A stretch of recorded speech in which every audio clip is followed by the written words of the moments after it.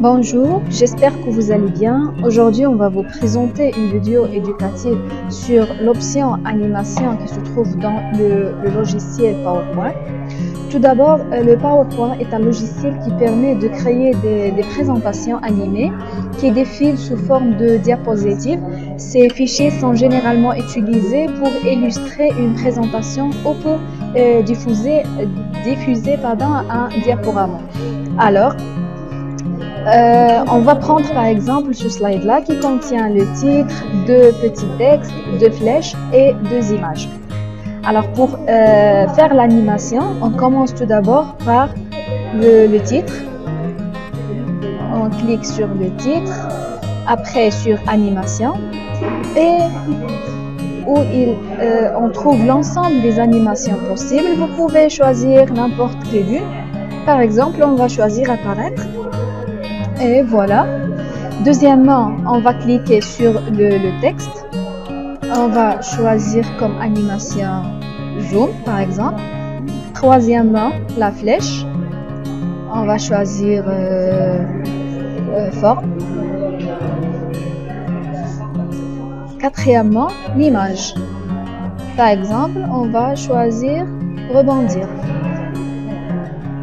Et voilà. Passons maintenant au deuxième texte, la deuxième image et la deuxième flèche. Alors, il y a deux cas ici.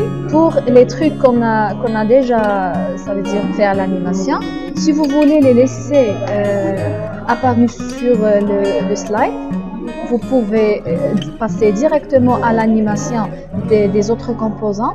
Mais si vous voulez les faire disparus et après faire apparaître le reste, alors il suffit de choisir, cliquer sur deux qui concerne le petit texte. Sur votre clavier, vous cliquez sur CTRL et après vous cliquez sur le numéro 3 et le numéro 4. Après, cliquez sur ajouter une animation. Ça veut dire on va ajouter une autre animation. Directement, vous allez sur autre effet de fin et vous choisir l'effet de sortie que vous voulez pour faire sortir les trucs qu'on a déjà fait l'animation. Par exemple, on va choisir réduire. Et voilà. Maintenant, on va passer aux autres trucs qui nous restent.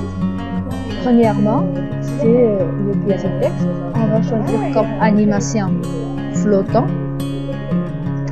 Deuxièmement, la flèche. On va choisir en trait brusqué. Troisièmement, pour l'image, on va choisir apparaître.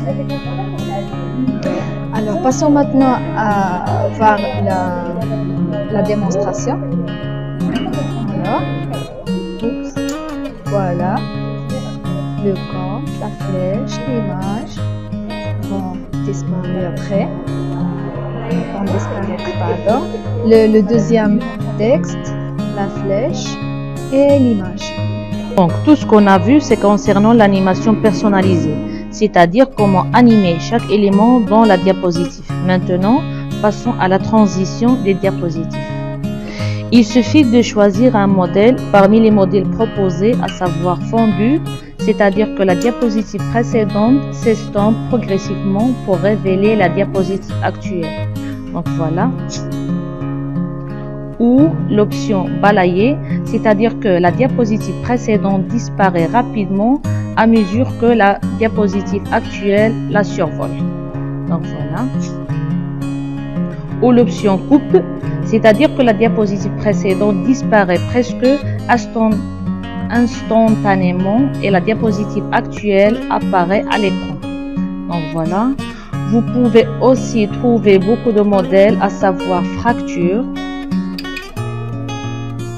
au théâtre, décollement et enfin rideau. Ça veut dire que la diapositive précédente s'ouvre en son centre et chaque côté est tiré comme un rideau pour révéler la diapositive actuelle. Après choisir le modèle qu'on veut, on peut sélectionner le son. à appliquer pendant la transition entre la diapositive précédente et la diapositive actuelle. Par là, en sélectionnant ici et en choisissant un son parmi ces sons. Alors, on sélectionne, on choisit flèche. Comme ça, on entend le son flèche après chaque passage de diapositive. On arrête le diaporama. Spécifier la durée de la transition entre une diapositive et une autre. Il suffit de cliquer ici et taper le nombre de secondes qu'on veut, 4 secondes par exemple. Ici dans le diaporama,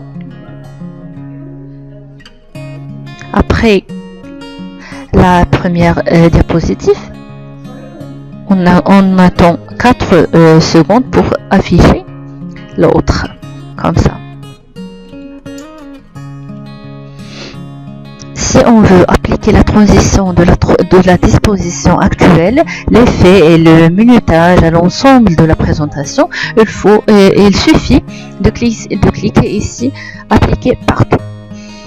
Alors, pour passer à la diapositive suivante, on peut choisir le passage soit manuellement, c'est-à-dire après un clic sur la souris, on coche manuellement ici, soit automatiquement après la saisie de la durée ici, on coche ici et on tape la durée, 5 secondes par exemple.